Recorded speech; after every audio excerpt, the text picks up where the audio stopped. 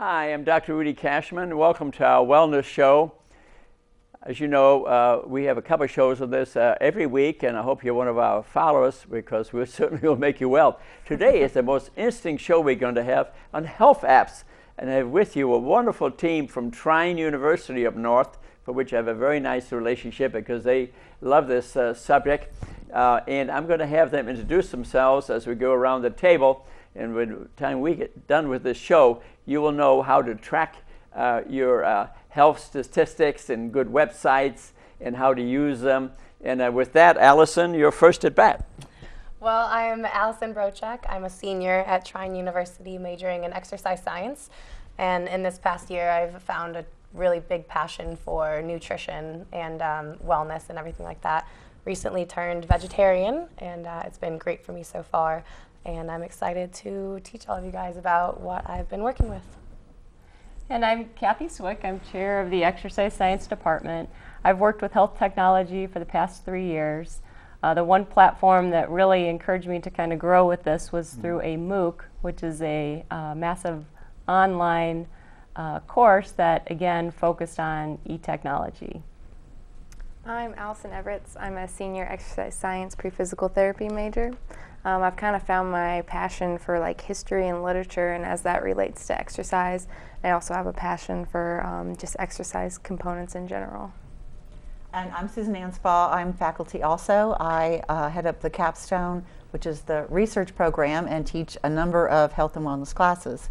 So, and one of the things that we've learned is that as time changes, people still want to know what's going on in their health, and we now have many apps available to do that. We're going to learn today how to track our health. So, Kathy, why don't you lead this off, since you're heading this program and frankly know the most about it, and teach us. Okay. With any class, I like to start with terminology. I think that begins to help people understand. So, what is an app? An app basically stands for an application for a mobile device. So what's a mobile device? And again, now over 250 million people worldwide are using smartphones. It can be an Android platform, or it can be an iPhone platform or a BlackBerry platform. What the next layer with that really is, again, the app stores. So that's where the apps are located. Many of them are free, some have a charge. So again, we're going to just share with you the different varieties of apps. I like to start with the use of apps. And again, we're all in the health and wellness field, and so when we talk with individuals who are trying to change their diet, improve their nutrition, maybe think about weight loss or weight maintenance, or need some type of virtual reminder. And so today's world, as I work with students, everybody is connected to their phone. So that device is with them 24/7. I've seen it where it's the first thing they check in the morning, the last thing they check before they go to bed. And so our device is with us. So I've come along the last few years to realize it can be a helpful tool. So it's not as a negative view. So why are mobile devices so popular? And I'd like just to start with that. And again, what we find is the functionality of a handheld device is actually more portable than a laptop or a tablet. And so it's something that you keep in your pocket or on your person at all times. Again, these apps are low to no cost. So here's health information that is virtually free, and that's the part I like.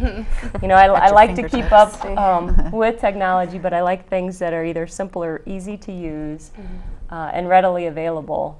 Again, with Wi-Fi being prevalent in most areas, either through schools or again, when you're out in town, you can find libraries are great places to have free Wi-Fi. Again, when we travel with students, they always say, is it Wi-Fi? Is there Wi-Fi? That is the common term. Yeah, you need the information from above. Exactly. Now, it can be an iPad too, right? It can. Especially as we get a bit older, we like something a little bigger. Certainly. Yeah. So. And again, even younger children, I have neighbors who are 8, 9, and 10, and they have an iPod that doesn't have phone capabilities, but they still can download apps. And so if they need a skill-based app for tutoring, how to do math skills. There are apps for all kinds of education. And so that's really what I focus on, our app use, and again, helping educate people why it might be something you'd like to try, as well as the ease. So the emergence of apps, again, is taking off. And the categories that I'm going to have my peers talk about, again, relate to just different aspects. So I'm going to start with Susan, because she's going to show us technology that, again, is still very helpful. It's called a pedometer. Pedometer. And then talk about the transfer into an app with pedometer. So Susan. Yes, okay, pedometer. I've had the pedometer, and I don't know if this is, we can do this decently or not. Right there. Old-fashioned. I know, it is old-fashioned. I've been wearing a pedometer for probably 10 years. I wear it all the time. I had it on with my pajamas the other night, and my husband goes, "Really?" I go, "You got to track. You got to keep up with what you're doing." So the pedometer is my best friend. It helps me track steps. There's been a program in place for probably 15 years now called 10,000 Steps a Day. And for optimal health, you need to get around 10,000 steps a day, which is approximately 5 miles. Do I get 10,000 steps all the time? No, I do not. But at least it keeps me on track. And if I'm sitting there having a busy day and I look down and I go, oh, there's 2,000 steps, then I know that it's time for me to get up and start moving, as we were talking about earlier. So the pedometer is my personal favorite. If you see me, my pedometer is somewhere. I can guarantee you that. But what we have done for those people who are, they don't have trouble with the pedometer, because unless it's a really good one that attaches really well to your clothes, it can fall off. And I have been in public places where I pulled my shirt up or something and the pedometer went flying across the room. So that does happen. So there is an app version to that. It's called the iStep Log. You can put that on your phone. It tells you how much you move every day, which is good, because movement, even in and of itself, not just walking, but walking is the best, which you can sync to your website and track your progress. So it doesn't cost anything. You can download it. You can see your steps. You can see if you're getting 10,000 or near 10,000. And it's just a great all-round app. And so one of the things, again, when I work with activity monitors, is sedentary living is one of the things that we have to break. We have to break that cycle of sitting for multiple hours. And again, we can monitor screen time. Unfortunately, devices keep us connected to that screen. So from technology's perspective, we've kind of engineered activity out. This is using technology to bring in activity back. So I'm going to have Allison share next with some more technologically savvy devices that are also app-based and connect to internet sites. Yes, so I'm going to talk about, actually I have it on right now, it's the Fitbit. Also, with that, there's the Fuel Band and the Go Watch. So they're all like this, generally the same thing. They all do a lot of cool things. There's also the Jawbone as well.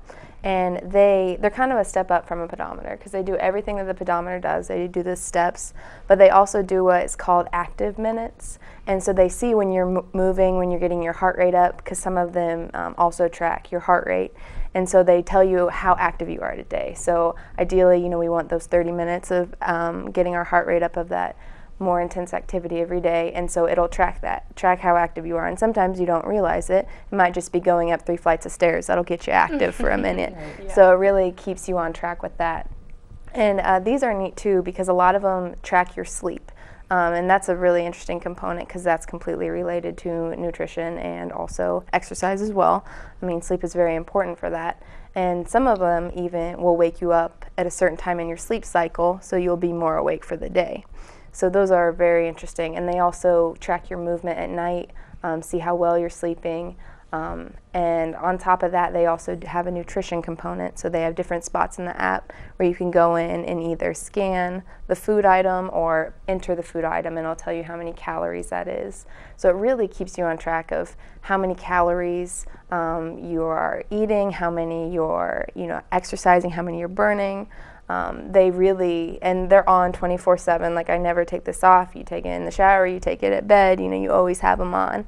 And it's almost stylish too. It is, yeah. They have like different colors, yeah. And how do you input calories into that little thing on your wrist? Tell us that. So this is directly linked to my phone. So I see. It's You do it in the phone. Correct. So through this, it actually went off right now. So it'll tell me if I'm at certain levels of my goal. So say I'm halfway to my goal, it'll buzz at me. It'll buzz at me to wake me up, but it goes through the phone, and you can go through all the pages and pages of data with your phone. You can see how you are progressing throughout the day and at night and all the above.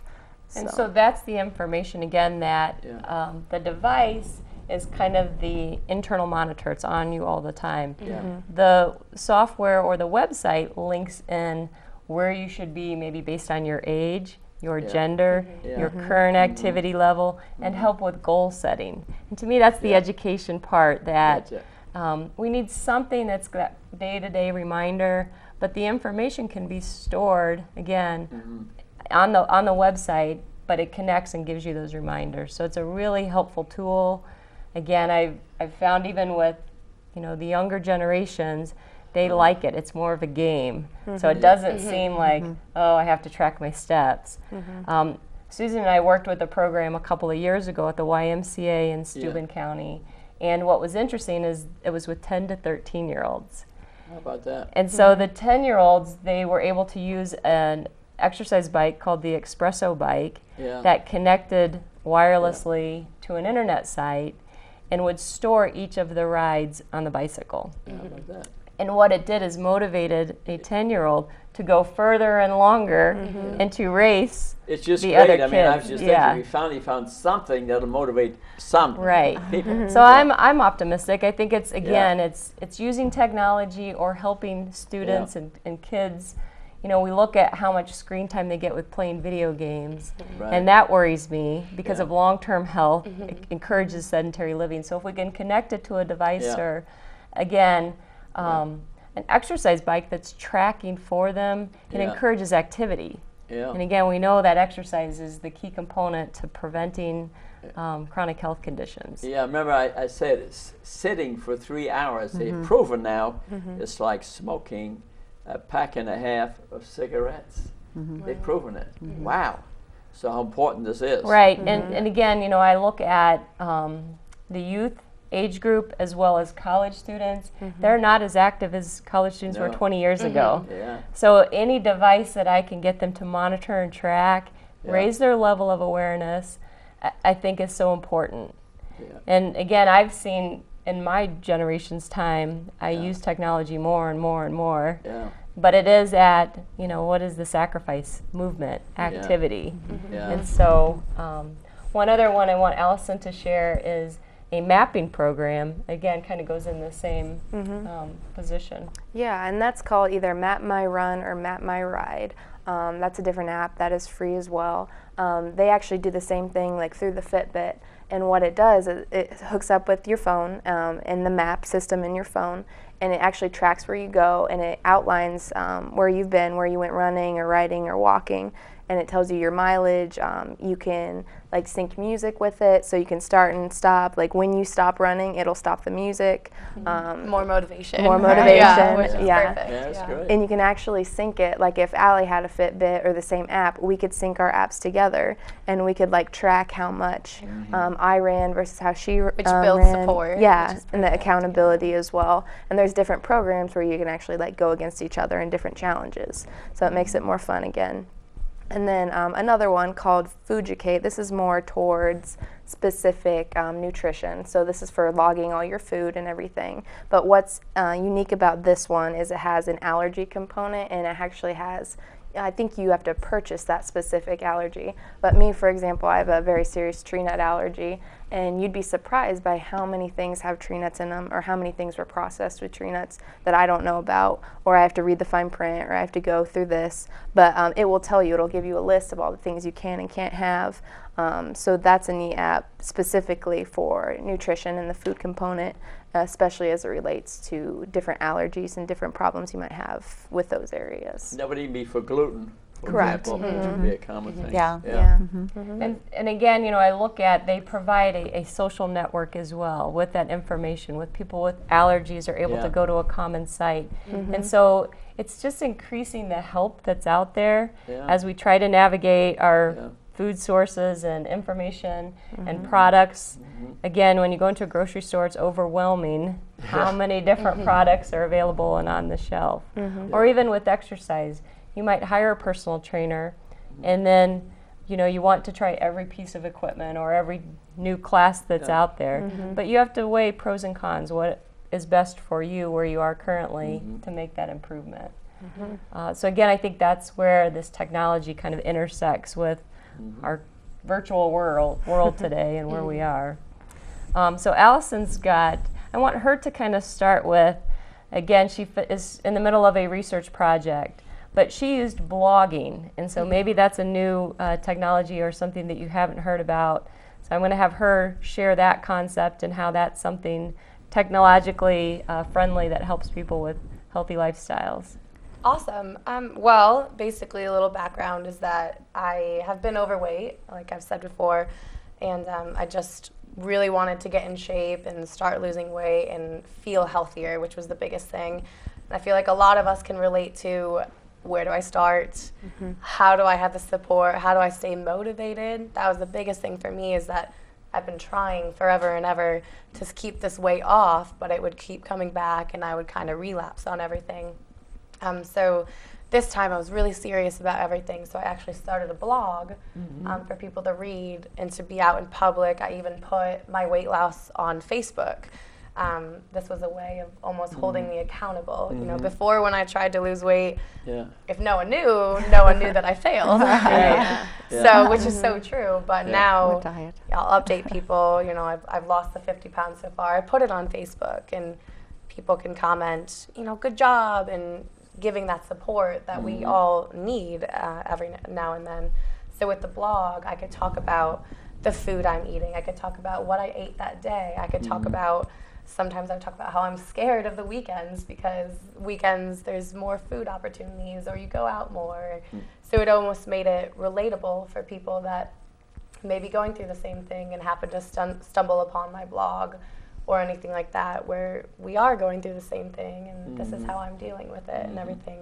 So really having that accountability aspect, and even through Facebook, like I said, showing that support from other people and really putting it out in public, like, this is what I want to do. I want to lose weight, and I'm going to make sure it happens, pretty much, with the public accountability. You pick up friends and groups and that can help you. Yeah, exactly. Well, and even you can help them. Yeah, exactly. And we can build that support system. Even if it's not someone trying to lose weight. I have a friend who was diagnosed with celiac disease. So she keeps me accountable with losing weight and eating healthy, and I'm there for her and support while she's learning how to not have gluten in her diet. So just finding someone that kind of has the same thing going on or still needs that support is the exact same thing. We're going into different applications and apps that we're using. The biggest thing for me is for eating healthier and going vegetarian is food diaries, and I've been using MyFitnessPal. There's a bunch out there, but it actually works perfectly because it has a pedometer in it, and it has all these things linked in it for you to use. The great thing is that it's free. It's also a website, and it's on my phone that I use as well. It's nice for the older generation.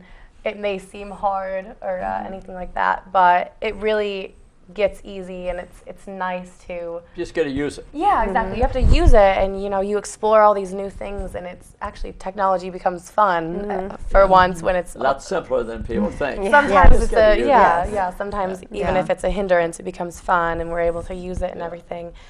For MyFitnessPal, I log my food, which before I started logging, it didn't really matter what I was eating, but now it's almost a competition. I want to get that red velvet cupcake over there, and then I don't want to write it down. I don't want to put it in my food diary, so then I don't get it. I'll log it in, and it said, "Great job, this is full of vitamin C," and it'll talk back to you with what you eat or anything like that, which is also more support and more motivation. But I log everything from food, and you learn so much about calories and the sugars that are in every food that you eat that I wasn't aware of before. I log my exercise, so it has a pedometer in there as well, or a pedometer, and you can pick everything from swimming to walking 2.4 miles an hour, anything like that. So it's all of that combined as well, which is really nice. And then another thing that helps is you get all these support systems through it. I can add people on MyFitnessPal that are trying to lose weight or even build support. You know, it's hard, especially going vegetarian. Yeah. My dad called me when I was coming home for winter break. He said, I'm going grocery shopping. Do I need anything for my new vegetarian in the house? So, and sometimes it's hard to find that support. So finding that through these websites or through people that are trying to lose weight or stay healthy is really nice. And then another thing too is that for people trying to find ways to exercise, people have been sedentary this whole time. It's an app called Nike Training Club, and it's the virtual personal trainer. So basically, you don't have to get a membership to a gym, and you don't have to worry about all the lunks that do the heavy lifting and everything. You know, if you're not used to exercising, it can be scary sometimes. But with apps like this, it's literally a personal trainer in your pocket, and it can tell you, you can basically put in your goals, how much you want to lose, anything like that. All the factors that come into you losing weight, and it'll give you workouts, or it'll give you reminders, hey, get your butt up and work out. Well, that's neat. So mention that site again. It is the virtual personal trainer through Nike Training Club. Wow. I mean, write it down. Yeah. It's free. You do it at home. Yeah. Wow.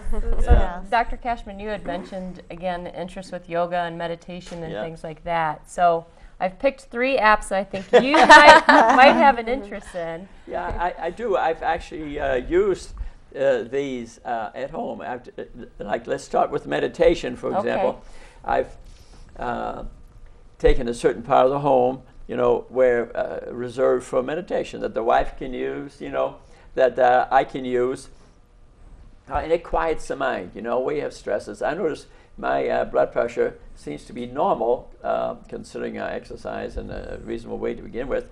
But the activities of the day, and I have a very busy mind, and a lot of reading and reacting, and stresses happen to me, and my blood pressure goes up. So then I found, so maybe sitting down and doing some meditation for, even in the car, for a couple of minutes, and doing some deep breathing. And meditation is bringing your mind to mindfulness. Not to think of the past, not to think of the future. You're mindful, and you can put energy to it.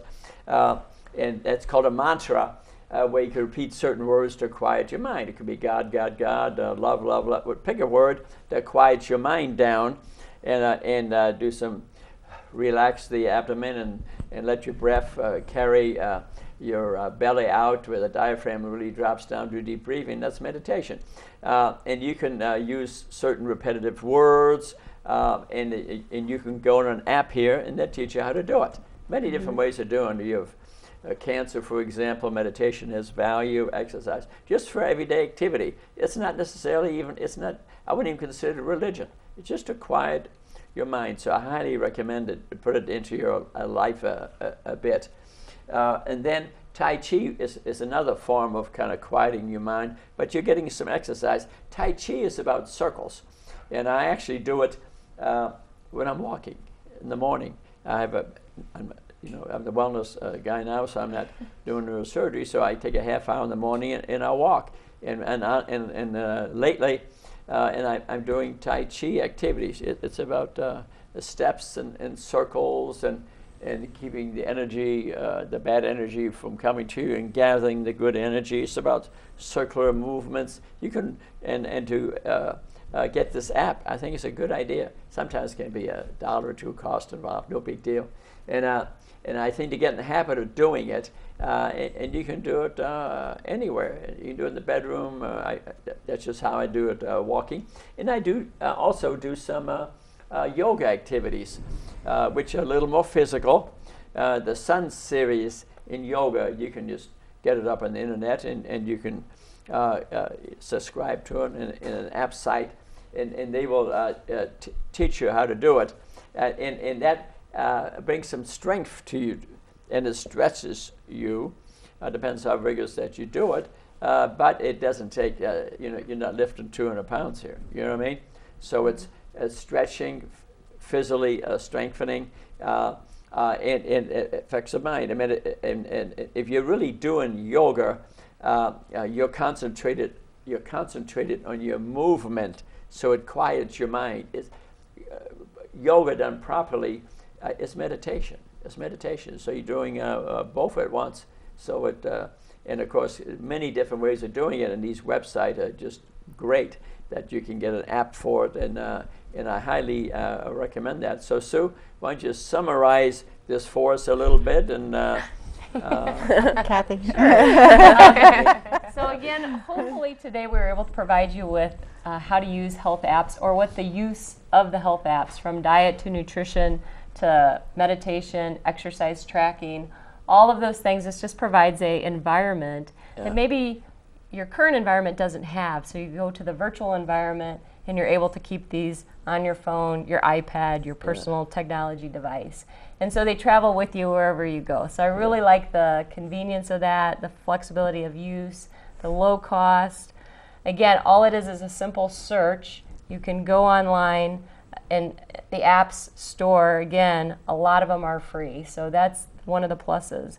Allie talked about Facebook, and that's another area where you can actually like health-related sites.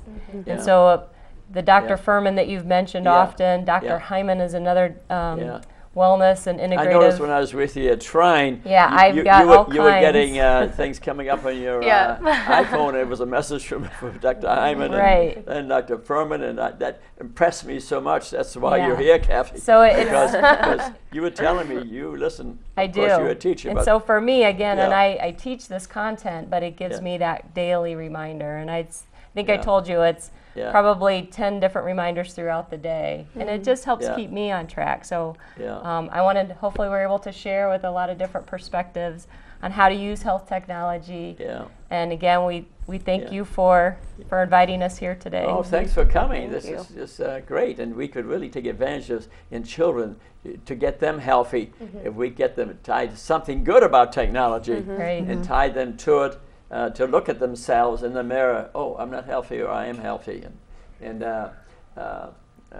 thank you very much for watching us again. And we'll have this on YouTube, so you can watch this again. A TV show will be 7 o'clock Monday night. You can watch this again, Comcast 57. And we love you all. Thank you for participating in your own health care. We really care about you. We love you. Namaste. Namaste.